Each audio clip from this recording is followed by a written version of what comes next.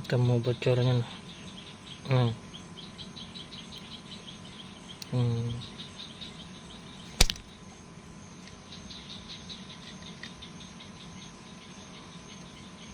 Tuh, bocornya kecil. Jadi biasanya kulkas freezer ini